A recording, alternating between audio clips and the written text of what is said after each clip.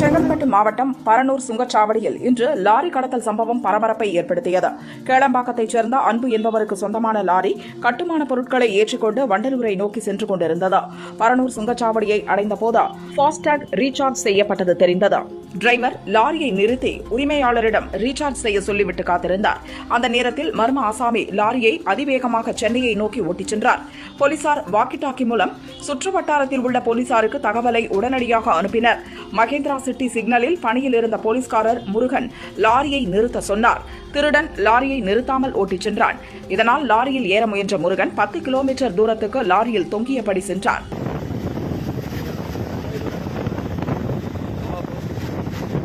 மறைமலை நகர் signal அருகே லாரியை போலீசார் மடக்கி பிடித்தனர். லாரியை திருடிய நபரை கைது செய்தனர். இந்த வீடியோ சோசியல் மீடியாவில் பரவி வருகிறது.